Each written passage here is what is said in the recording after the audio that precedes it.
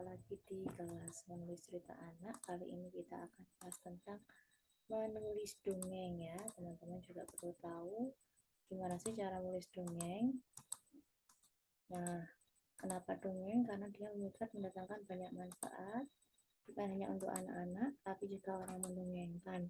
Bisa mempererat ikatan dan komunikasi, mengasah daya pikir dan imajinasi, sebagai media efektif menanamkan nilai dan etika, sebagai langkah awal menumbuhkan minat baca. Jenis dongeng itu ada dongeng asal-usul, fabel, fairy tale, dongeng kontemporer.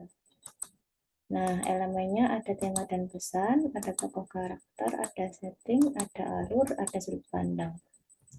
Kalimat pembuka itu berfungsi untuk membuat kalimat pembaca agar membaca lebih lanjut. Biasanya mudah ditulis setelah selesai cerita, karena kita sudah tahu pelan cerita. Tapi untuk latihan kita coba ya membuat kalimat pembuka.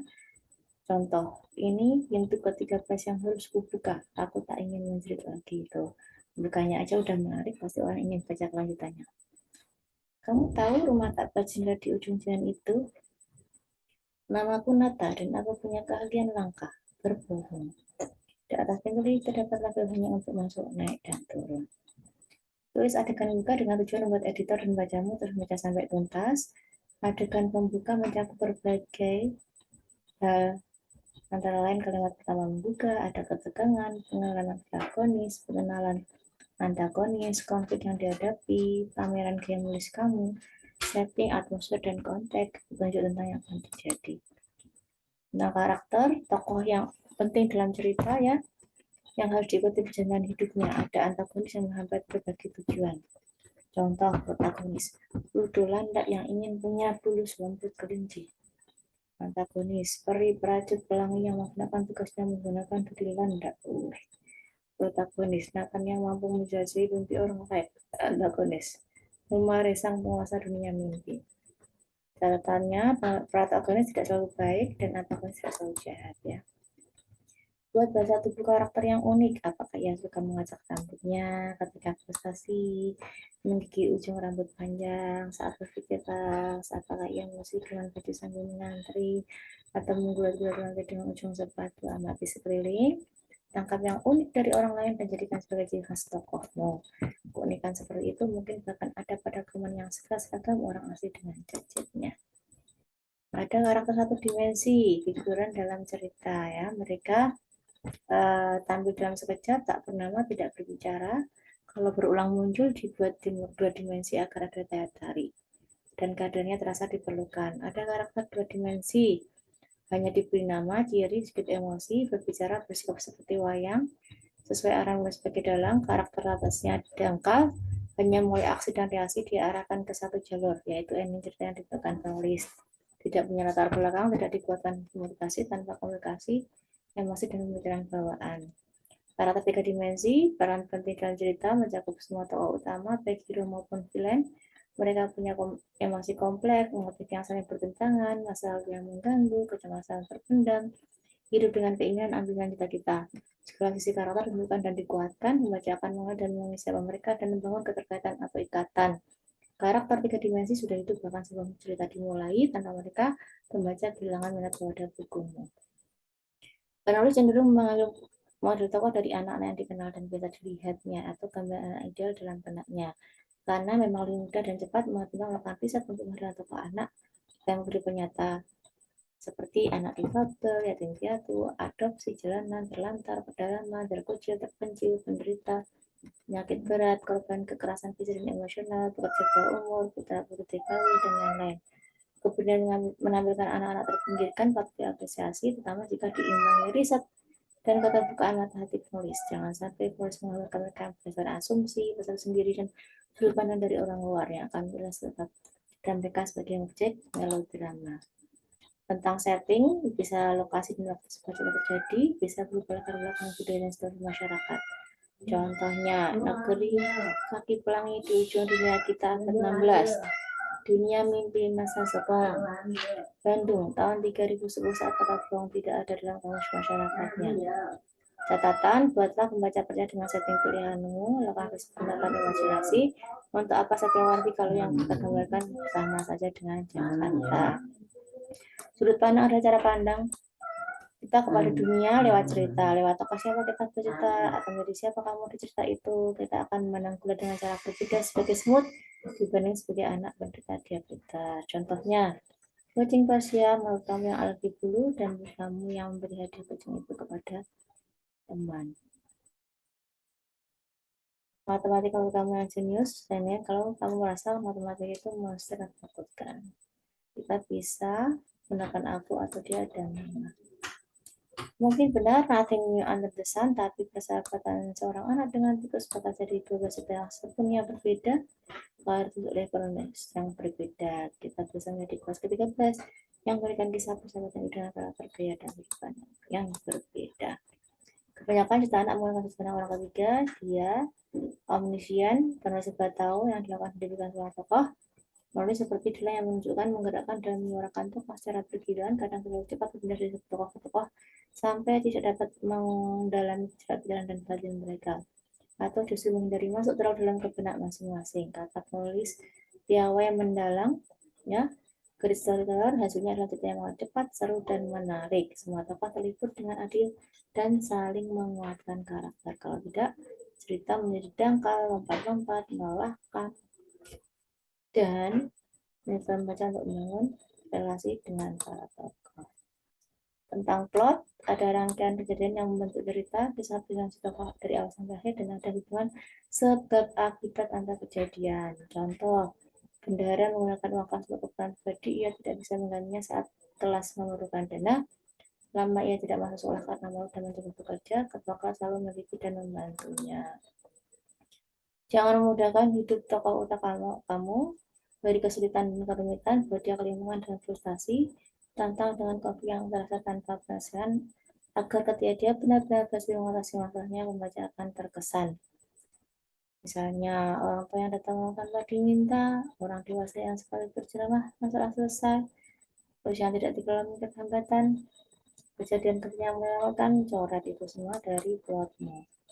Nah, sekarang tentang dialog percakapan tokoh dengan dirinya sendiri disebut dialog batin atau monolog. Fungsi percakapan untuk membuka cerita dan menggambarkan sikap atau sifat tokoh. Dialog dianggap unsur cerita yang paling mudah, tapi tantangannya dialog harus efektif dan benar-benar diperlukan. Nih, contoh, salah satu yang menuduh, yang lain membantah, bikin dialognya ya. Salah satu bercanda, yang lain tersinggung. Terus dialog kedua menceritakan sesuatu. Catatannya, dialog harus terdengar wajar. Tentang deskripsi, pengembangan setting dan karakter, kita harus menggunakan kata sedemikian rupa sehingga pembaca dapat membayangkan, bahkan bisa melihat atau merasakannya sendiri. Jangan hanya menyatakan pemandangan indah. Indah itu gimana? Apa yang dirasakan dengan baca indah? Contoh, gambarkan ini. Tumpukan piring kotor, isi kulkas yang tinggal 2 minggu dan ternyata harus dinikmati. Anak yang terlalu berdiri sampai kesan sombong. Kita bisa merasakan dan memahami hidup melalui panca indera, demikian pula tokoh dalam cerita. Tapi dalam cerita untuk anak-anak, penglihatan yang paling sering digunakan karena paling mudah menggambarkan tempat karakter dan adegan dari mata penulis. Tapi coba aktifkan indera lainnya. Contoh, sumur tua di pinggir hutan, sebagian dindingnya runtuh, ditumbuhi semak, lumut, dedaunan membusuk dan sampah peninggalan manusia. Tidak sememuakan patung di terminal, tapi lebih dari rendaman hujan seminggu. Tanah licin, udara lembab dan lengket, berat menekan. Senyap menguatkan, gemerisi angin, gesekan dedaunan, degup air, lintasan kaki apimu dengan sesuatu yang menggeser mengejarnya. Di dalam sumur air pekat mengapungkan bangkai tikus dan burung hantu. Ramuan kecil untuk para penyusup. Ya, mulai ada pembiasaan. Ilustrator, meskipun tidak mau, ciptakan writing time meskipun hanya 5-10 menit, dari setengah jurnal atau harian, buat buku catatan untuk mereka hal-hal menarik seperti kejadian, tempat, kata-kata baru, perilaku, cara berbicara, kebiasaan orang. Ide ada di mana-mana, maka tangkap, temukan karakter tokoh yang ingin kamu ceritakan kisahnya atau masalahnya. Lakukan brainstorming tentang karaktermu, dari diri, penampilan lahir, sifat, cita-cita, keunikan, kekuatan, kelemahan. Kenali karaktermu sedekat-dekatnya, lakukan riset untuk setting peristiwa dan tokohnya. Nah, sekarang kita rencanakan tentang apa sih ceritamu ya. Pakai premis dulu, satu kata menggambarkan satu ceritamu, kemudian apa yang terjadi, rencanakan bagian awal, tengah, dan akhir cerita, buat sinopsis, ringkasan cerita, atau storyboard. Tulis, tulis, tulis. Tulis yang pertama, jangan ragu, ikut kata hati dan tangan. Hendakkan tinggal beberapa saat bukan hal lain. Baca lagi apakah sudah mulai, berarti jika ada kesulitan tulis. Hapus kata-kata yang tidak diperlukan, apakah kita sudah memiliki jeda dan akhir yang memuaskan. Tapikan draft akhir, print, simpan file dengan nama dalam daftar yang rapi, pilih beberapa orang yang menjadi pembaca pertama, bisa sahabat orang terdahulu, minta komentar dan masukan, lakukan revisi akhir sepenuhnya, coba kirim ke majalah, koran, penerbit, perlakuan bukan ayat segalanya, tapi juga kembalikan majalah berada di puncak dunia. Nih hambatan, manajemen waktu, writer's block, kapan terbit, tulisan kedua-duanya aja, penghasilan penulis ya. Jadi semua harus punya manajemen waktu, tidak perlu waktu panjang, 5-10 menit rutin sebelum atau bangun tidur. Siapkan pelucutan setiap saat, di awal 5 menit, mungkin tidak usah apa-apa, tapi tetap lakukan. Brainstorming dan paksa ide keluar, lama-lama terbiasa. Kemudian negosiasikan prioritas, ya, mulai bisa melakukan update status medsos atau menonton televisi. Dorong dan taja deadline sedikit yang ketat dari kemampuan. Misalnya, kalau bisa hanya satu paragraf, targetkan 2 paragraf, terus tingkatkan. Kalau writer's block, kenali penyebab kebuntuan dalam nulis, lalu dilakukan. Kalau tidak percaya diri, takut jelek, kamu tidak tahu sampai kamu selesai ya kan, jadi kamu harus tulis. Write it, judge later. Kalau kurang bahan, harus banyak membaca. Kalau kelebihan bahan, riset seperlunya, fokus pada topik utama. Tidak suka topiknya, cari sudut pandang berbeda, topik yang sama bisa lebih menarik. Kalau terdesak dan semakin dekat semakin macet, turunkan target. Sera-sera. Kalau dan bukan isi lakukan hal. Aku bingung nih bagaimana mulai. Nah, tulis bagian akhirnya dulu. Coba deh ya, tulis akhirnya dulu. Kalau setelah itu, kamu akan menurut ke belakang tentang apa, siapa terlibat, apa yang mereka inginkan, apakah mereka berhasil. Akhir yang akan menentukan mungkin akan berubah, tidak masalah. Yang penting kamu dapat melangkah cerita sampai utuh. Ya, lagi pula kalau yang bagus ditulis setelah sebagian ceritamu sudah tertuang. Kalau kita menemukan bukan minat, tapi tidak harus ditulis pertama. Perlukah outline? Perlu, ya, karena memudahkan tulis menjadi segala kemungkinan plot dan yang tepat sesuai karakter tokoh. Jadi, format tulisannya apakah cerpen, fiktif, atau novel, tulis tokoh utama lengkap dengan latar latar belakang, apa tengah akhirnya, rencanakan tapi juga tetap sebelum perubahan, suruh penanya apakah orang pertama atau ketiga, setting lokasi dan waktu, kemudian ungkapkan tema dalam 1-2 kalimat singkat atau disebut dengan premis. Jangan sedih hati, kita tahu rasanya jadi anak kecil, mungkin sudah tahun yang berlalu, rasa itu ada terkunci dalam memori. Amati foto-foto kita kecil, gambar berbicara ribuan kata dan dapat membangkitkan kenangan yang berupa. Mau cerita anak ini adalah berbagi pengalaman yang paling otentik dan orisinal yang kita alami waktu kecil. Jadi jangan bilang nggak ada ide. Nah, kapan terbit? Slow dan tapi cepat target ya. Tulis cerita, dapatkan tanggapan dari komunitas di sekitar atau komunitas. Penulis itu ya nulis judul anak kesempatan untuk bekerja lebih baik lagi.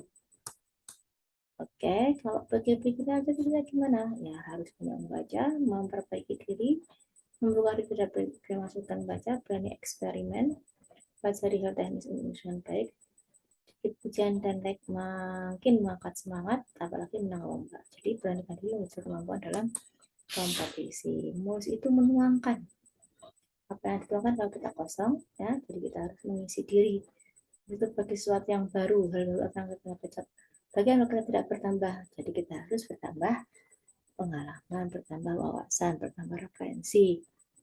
Nah, banyak baca buku berkualitas, banyak berdiskusi, berbagi pengalaman, menyerap sebanyak-banyaknya dari lingkungan, keluar dari zona zaman, be out of the box, trial and error, bukan mata telinga hati, asal rasa empati, mesin kreatif kita akan mengolah semua itu dan menyeluruhkannya menjadi karya yang berbeda. Untuk mulai 1, aku harus membaca setidaknya 10, ya. Baca 10 bisa menjadi lebih dari 1. Untuk yang kedua, aku harus langkah di depan. Pokoknya 1 langkah maju membuka 1000 peluang. Kalau ada yang mengkritik urusanmu, itu berarti bukan mulai dirimu secara personal, tidak ingin baik, tapi membuat tulisan semakin baik. Jadi penulis berarti siap dikritik pembaca. Jangan mentah-mentah, jangan kesalahan, jangan teman-teman. Tapi siapkan diri untuk kritik terburuk. Ya. Yang tidak layak dibacakan adalah kritik dari mereka tidak membaca tulisannya. Untuk big book, cerita 700 kata akan mengarut paling banyak 2-3 kalimat pendek di setiap kalimat. Di halamannya, sebagian besar aspek disampaikan dengan visual, setting, karakter, mood, emosi, tekstur, bahkan tulis dan pengayaan, Excelios, visual dan teks bekerjasama dalam harmoni menyebabkan cerita dan gagasan jauh lebih dari 700 kata asalnya. Tanpa kerjasama yang kompak dan saling mengerti antar tulisan ilustrator, big book bukan big book, banyak teks, ilustrasi kadang tempelan, kata kanvas dan bertentangan, atau dua-duanya bersaing untuk saling menenggelamkan. Big book ideal penuh dengan cinta dari person ilustratornya. Nih, apa yang dimaksud dengan kata-kata konkret, spesifik, dan inventif? Konkret, spesifik, dan inventif adalah cara kita menunjukkan bahwa kita serius yang rajin dan berbeda dengan kebanyakan, berbeda dengan mereka yang menggunakan bahasa literal atau terlalu biasa. Jadi alih-alih bilang agak kecil, cukup luas, hijau kehitaman, baju sarapan anak laki, kita bisa nulis secara konkret, spesifik, dan inventif. Tadi kalau misalnya agak kecil, seukuran telur rebus dipotong 7. Cukup luas, 2 orang dewasa dan 3 anak muda di dalamnya. Hijau kehitaman, sewarna lumut dalam kentang air yang lama tidak dikuras. Baju, kaos lengan pendek bergambar T-Rex opak. Sarapan nasi goreng teri balado dengan acar timun masam. Anak lagi, Ida Bagus Indramantia, usia 13 tahun. Menulis dengan bekal teknik keterampilan dan keprigelan berbahasa ibarat menembus hutan liar dengan peta di tanganmu. Kamu masih harus berjuang untuk sampai tujuan, tapi tidak membuang waktu berputar-putar, bolak-balik jalan di tempat dan tersesat.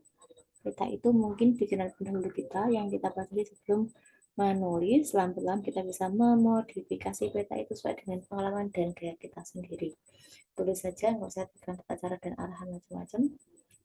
Nah, karena kalau nggak sabar dan baru membaca peta, bisa saja petanya nggak pas menyesatkan. Ya, jadi pilihannya jalan pakai feeling, buat saja di depanmu, sabar, latihan selangkah demi selangkah, cari partner. Ya, semoga berhasil. Nah, ini rasakan makna dan penekanan yang berbeda dengan variasi penempatan kata. Tuh, ini kata-katanya sama tapi tempatnya beda. Rasanya beda. Hanya kamu bisa menulis kisah yang kamu hayati. Kamu hanya bisa menulis kisah yang kamu hayati. Kamu bisa hanya menulis kisah yang kamu hayati. Kamu bisa menulis kisah yang kamu hayati. Kamu bisa menulis kisah hanya yang kamu hayati. Kamu bisa menulis kisah yang hanya kamu hayati. Kamu bisa menulis kisah yang kamu hanya hayati. Apa fungsi kayu dalam kalimat ini? Yang menghancurkan mainannya dengan kayu. Nah, kayunya itu untuk menghancurkan atau menyusun mainan. Ya, in fiction nothing happen first nothing. Jadi yang orang lihat itu hanya sebagian yang dibaca, tapi di bawahnya itu ada hal-hal yang tidak terlihat. Ya, ada kerja keras, ada kebiasaan, ada pengorbanan, ada massive action, ada kegagalan, persisten, keteguhan, kegigihan, ada tujuan, fokus, resiko, dan lain-lain. Nih, anak-anak tahu jerapah berlayar panjang mampu menjangkau dedaunan tinggi tapi tidak cukup panjang untuk menjangkau tanah. Alhasil, jerapah harus melambangkan kaki depan agar bisa minum di sungai. Jika ada cerita atau jerapah dengan kepala busukan ke lubang kelinci tanpa diceritakan susah payahnya, berarti penulis tidak tahu atau mengabaikan fakta ini. Lalu berlah, ini kan bubble, now itu pro. Manusia cerdas akan memanfaatkan fakta ilmiah untuk membuat ceritanya menarik. Kalau tidak menggunakan fakta ilmiah, berlah jerapah sekalian pakai baju, berdiri dengan dua kaki dan pergi ke sekolah naik sepeda atau disebut dengan antropomorfisme. Ya. Remember, less is more. Buat cerita yang bagus pasti dengan kesan yang dalam, bahkan setelah waktu yang lama. Imajinasi yang dituliskan menempel di dalam pernyataan dan juga dengan karakter-karakter di dalamnya. Apa yang kamu tunggu untuk menulis? Waktu tak akan ada kalau kita tidak melakukan ide, tak ada kalau kita tidak mencari keterampilan, tak tajam kalau kita tidak mengasah kesempatan, tak muncul kalau kita tidak menciptakan sendiri. Propertas, wah, kamu akan lupa menulis kalau sudah populer. Nah, selamat mencoba teman-teman.